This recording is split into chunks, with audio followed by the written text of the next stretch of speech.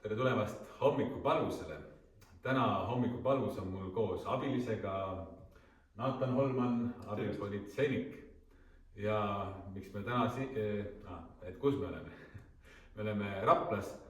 Raplas on mitu kogudust, Luteri kogudus, Advent kogudus ja on Baptistiliitu kuuluv vabakogudus. Ja siin me oleme siis Rapla vabakoguduses. On selline palvemaja, armas palvemaja. Ja siin toimuvad ka mitmed üritusi, kolmapäeviti naiste ja meeste palveosadus, neljapäeval piiblitund, reedel siis toidu jagamine abivajajatele, pühapäeviti jumalateenistused. Et ta on aktiivne kogudus. Aga et miks me siin oleme, Nathan elad siin lähedal, ma saan aru. Jah, viimased sellised pool aastat nüüd siis Rapla-kandis liigun ja töötan.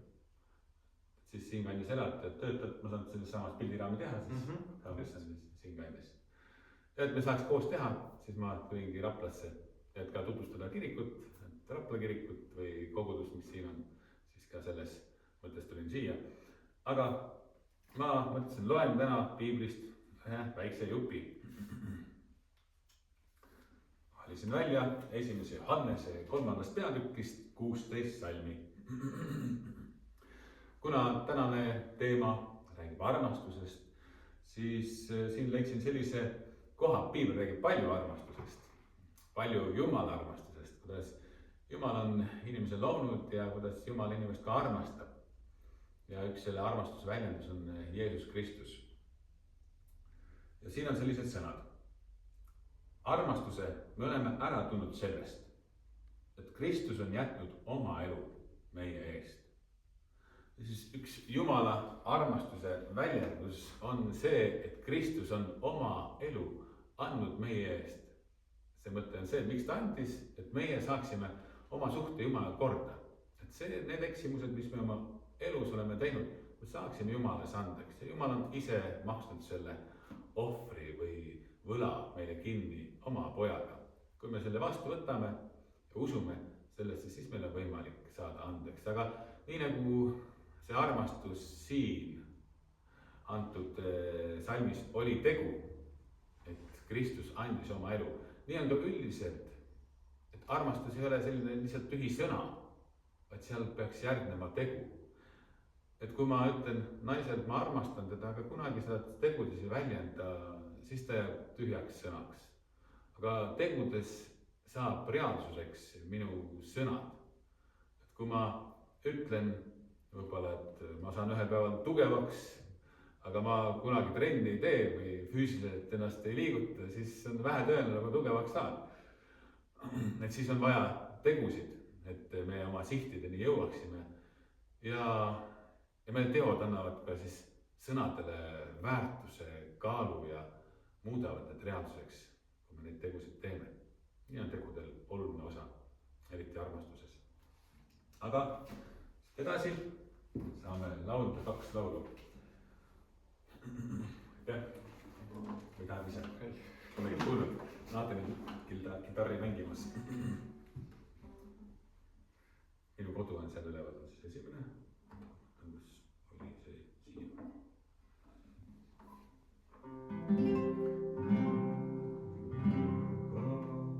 Minu kodu on seal üleval. Pole vaeva mul seal rõõmumaa. Taevas pühade kooride lau. Annab talle kiitust ja au. Üleval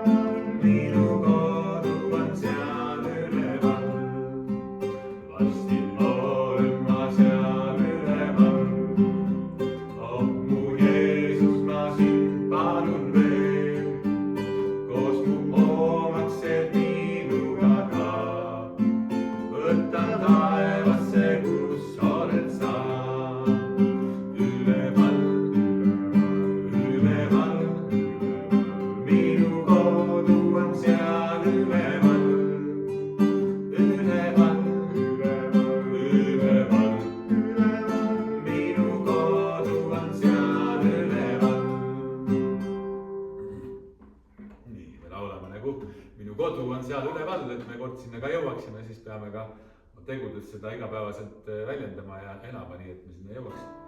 Aga oleme ka teise laulu, ma olen väike karjane. Ei ole Naataniga enne kokku laulnud, nüüd saame laulda.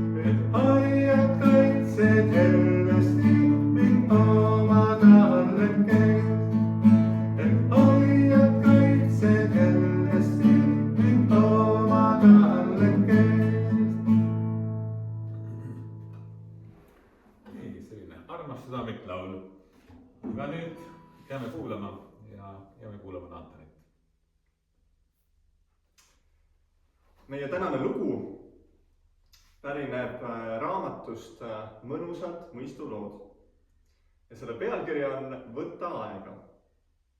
Ja lugu on järgmine.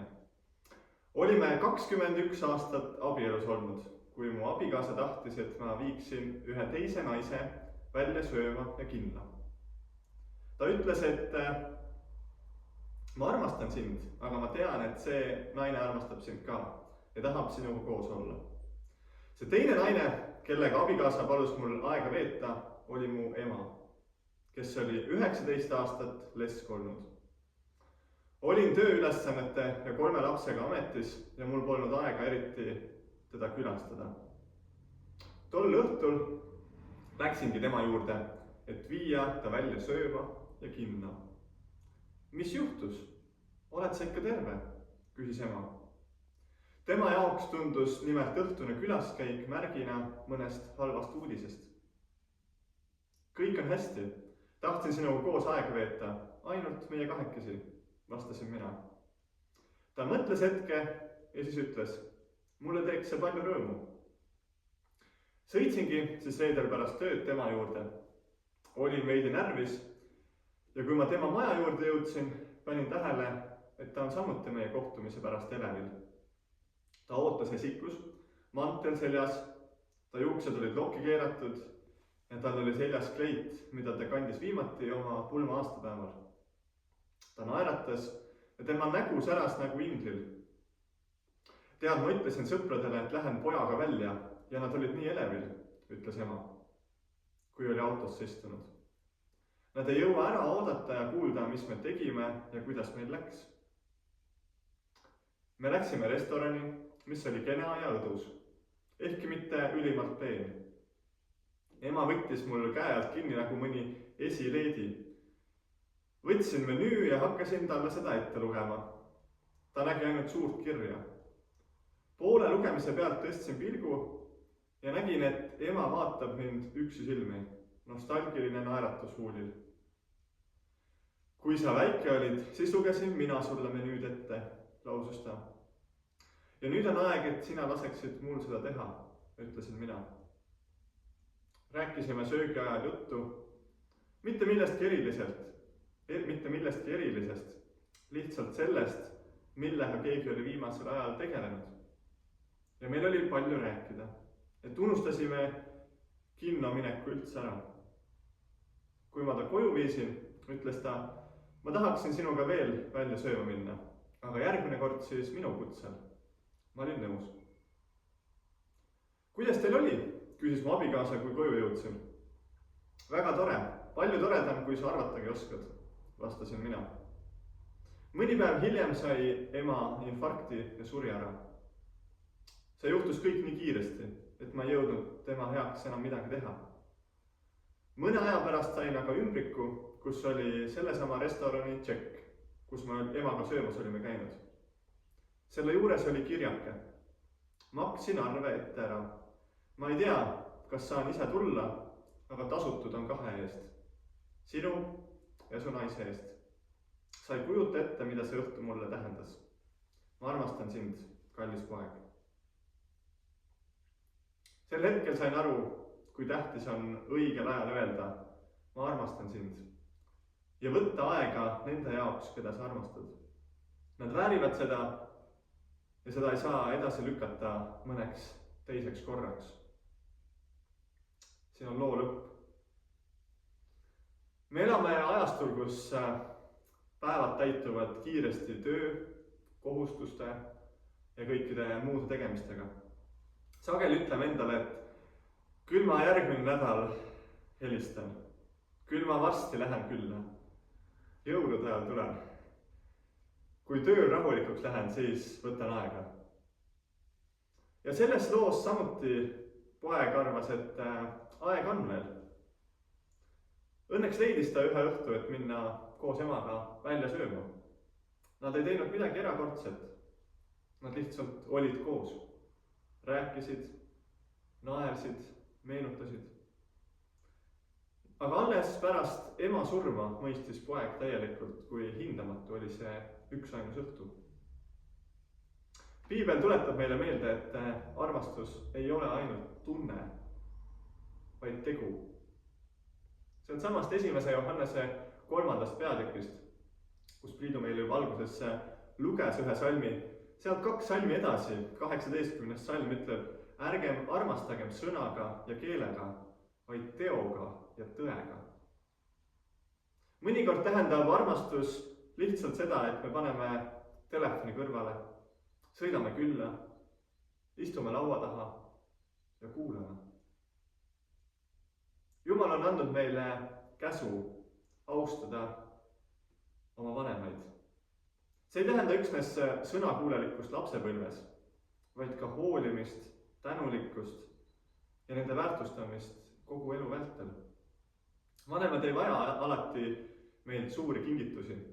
Sageli igatsevad nad kõige enam meiega aega.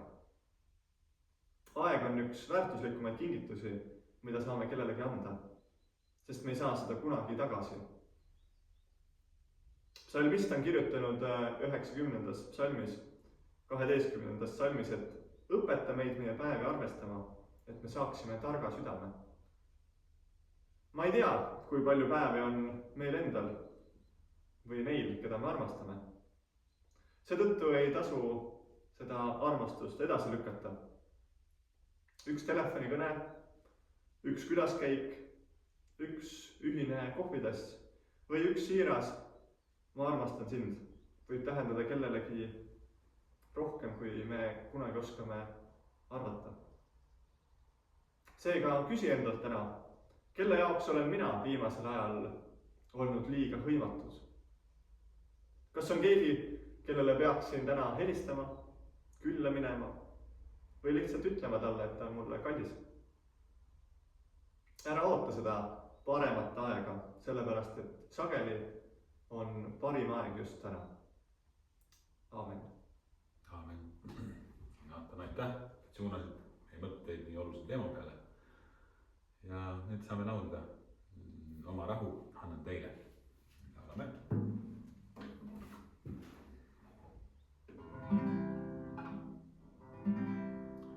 Oma rahu annan teile.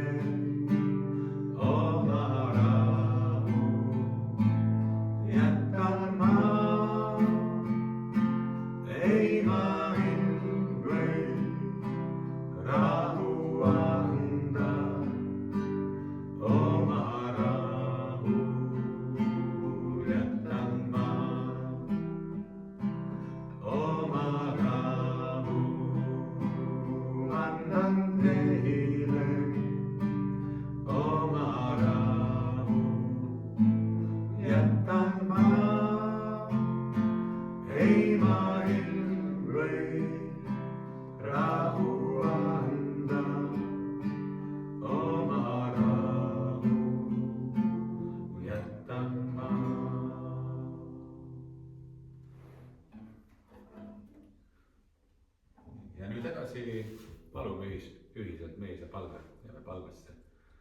meie isa, kes sa oled taevas, pühitsetud olgu sinu nimi, sinu riik tulgu, sinu tahtmine sündigu, nagu taevas on ka maa peal.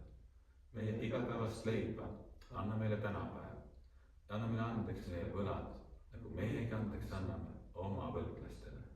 ja ära saada meid kiusatusse, päästa meid ära kurjast, sest sinu päralt on riik ja vägi ja au igavesti. Aamen. Ja ma annan edasi issanda õnnistuse. issand, õnnistagu meid ja hoidku meid. issand, lasku oma pale paista meie peale ja olgu meile armuline. issand, tõstku oma pale meie üle ja andku meile oma rahu. isa, poja ja püha vaimu nimel. Aamen.